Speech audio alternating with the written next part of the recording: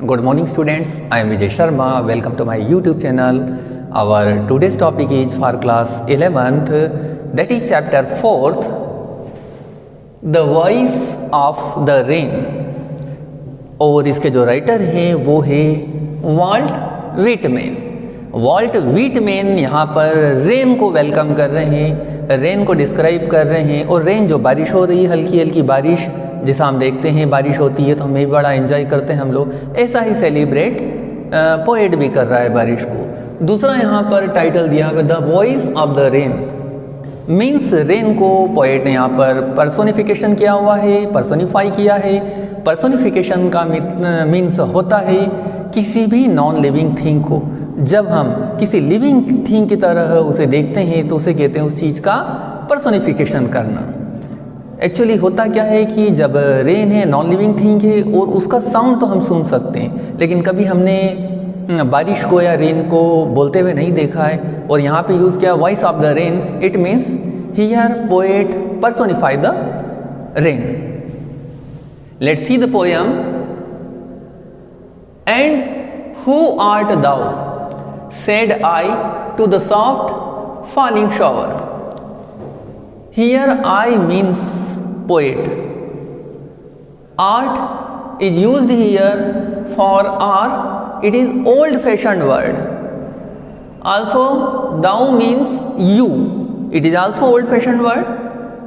So, poet is saying in this line, बारिश या rain से वो पूछता है पोएट, जो हल्की हल्की बारिश हो रही है, सॉफ्ट फॉलिंग शॉवर, उससे पोएट पूछता है कि तुम कौन हो।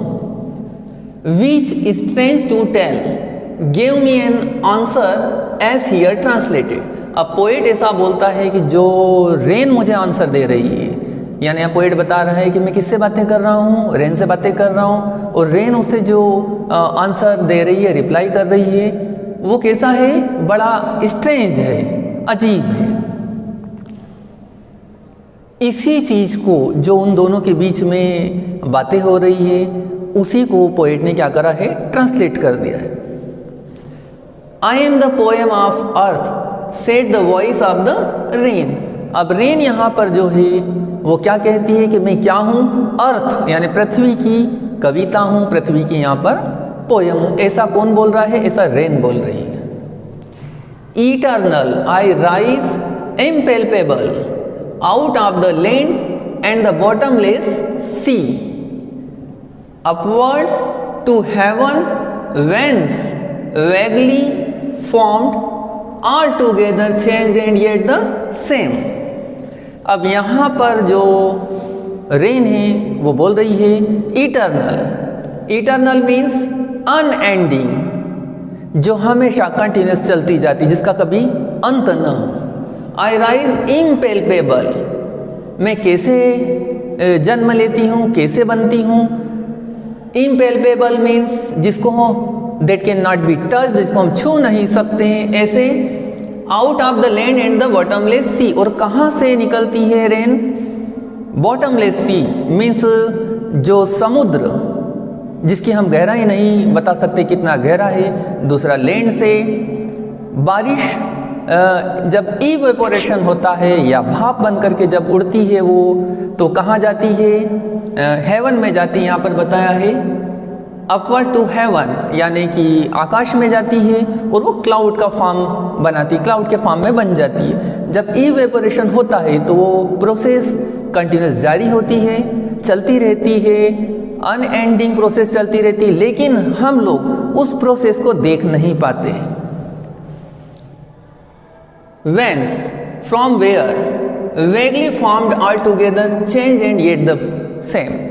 यहाँ पर ऐसा बोल रही है वो कि मैं इवेपोरेशन में वेपर के फॉर्म में होती हूँ, लेकिन जब हेवन में आकाश में जाती हूँ तो वहाँ पर क्लाउड का जो है क्लाउड के फॉर्म में बन जाती हूँ, लेकिन फिर भी जो वाटर है वो वाटर ही रहता है, वो सेम रहती है बारिश।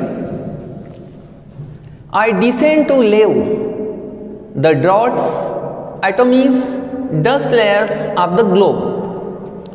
जब मैं फॉल डाउन होती हूँ या जब मैं बारिश गिरती है, बारिश ऐसा बोल रही है कि जब मैं फॉल होती हूँ या मैं गिरती हूँ वापस आकाश से वापस नीचे जब आती हूँ जब बारिश होती है तो क्या करती है वो, लेव द ड्रॉट्स मीन्स ऐसे प्लेस जहाँ पर सूखा पड़ा हुआ है या सूखे को बोलते हैं droughts. Atom is dust layers of the globe, और अर्थ पर जितनी भी डस्ट लेयर्स है या जो सूखा है उन सबको रेन जब गिरती है तो क्या करती है, उनको वॉश कर देती है, उनको धो डाल देती है, उनको प्योर कर देती है, साफ कर देती है। And all that in them without me were sits only latent unborn, और मेरे बिना जो सारी चीज़ें हैं वो कैसी होती है, जैसे हम अगर यहाँ पर देखें सिट्स फॉर्म में होती है, जो कि लेटेंट होती है, हिडन होती है सारी चीज़ें, और बीज के रूप में होती है, अनबॉर्न होती है।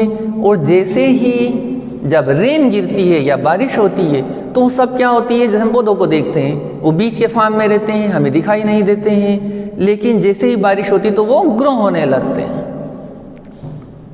And forever by day and night I give back life to my own origin. और ये प्रोसेस कैसी चलती है, ये कंटिन्यूस प्रोसेस चलती रहती है, चाहे दिन हो चाहे रात हो।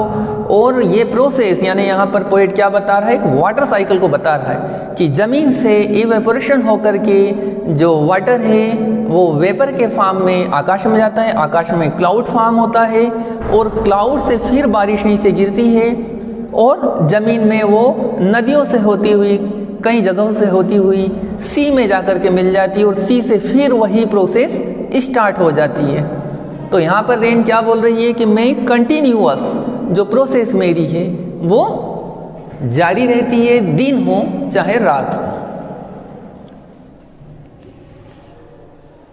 And make pure and beautify it, और खुद को क्या करती है वो, या जिस चीज़ पर भी गिरती है उस चीज़ को क्या करती है, उसे प्योर बनाती है, शुद्ध करती है, या ब्यूटिफाई और सुंदर कर देती है उसे।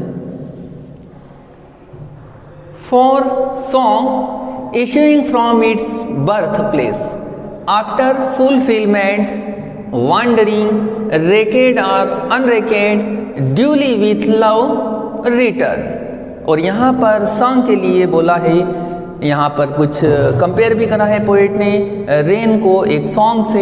ऐसा बोला गया है कि जो सॉन्ग है वो कहाँ से आता है, अपने बर्थ प्लेस से स्टार्ट होता है। जैसे यहाँ पर जो पोएम लिखी है या कोई भी सॉन्ग लिखा है वो कहाँ से स्टार्ट होगा, उसका बर्थ प्लेस होगा वो पर्सन, यहाँ पर बताया है पोएट वो उसका बर्थ प्लेस है। अब यहाँ से स्टार्ट होता है और वो कई लोगों के द्वारा सुने जाने के बाद या पसंद किए जाने के बाद या ना पसंद किए जाने के बाद फिर से वो कहाँ पर लौटता है, उस पोएट के पास। और किस फॉर्म में लौटता है वो उसको कोई रिवार्ड या उसकी हैप्पीनेस या उसकी फेम के रूप में उसके पास लौटता है। इसी प्रकार से बारिश भी क्या करती है, अपने बर्थ प्लेस यानी लैंड और सी से उठती है, आकाश में जाती है, और इधर उधर भटकने के बाद वो फिर ज़मीन पर आती है, और फिर जो उसका बर्थ प्लेस होता है लैंड और सी, इन दोनों में फिर से वो समा जाती है। और फिर यही प्रोसेस कंटिन्यूअस या इटर्नल ये प्रोसेस चलती रहती है। रेकेड और unrecked duly with love return, चाहे कोई उस चीज़ को केयर करे या नहीं करे, बिना किसी केयर के, चाहे उसको कोई प्रशंसा करे। मान लो पोएट ने कोई सॉन्ग लिखा, अगर उसके सॉन्ग को कोई प्रशंसा नहीं भी करता है, प्रेज नहीं भी करता है, तो भी उस सॉन्ग को कुछ लोग पसंद करते हैं, कुछ लोग नापसंद करते हैं। ये सारी प्रोसेस चलती रहती है, लेकिन रिवार्ड के रूप में आखिरी में उस व्यक्ति को, उस पर्सन को जिसने वो सॉन्ग बनाया है, उसको अपने मूल रूप में, अपने बर्थ प्लेस पे वो किसी न किसी फॉर्म में पहुंच जाता है। तो यहाँ पर रेन और जो पोएट का जो सॉन्ग है या पोएम है, इन दोनों को पोएट ने कंपेयर करने की कोशिश करी कि हर चीज़ या सॉन्ग और रेन दोनों अपने बर्थ प्लेस से स्टार्ट होती है, और बिना किसी की केयर किए, बिना किसी की परवाह किए, वापस से वो भटकते हुए सारी अपनी प्रोसेस करते हुए फिर से अपने जो ओरिजिन में, अपने मूल फॉर्म में वो आ जाती है। I think you will understand this poem, meaning of this poem very well.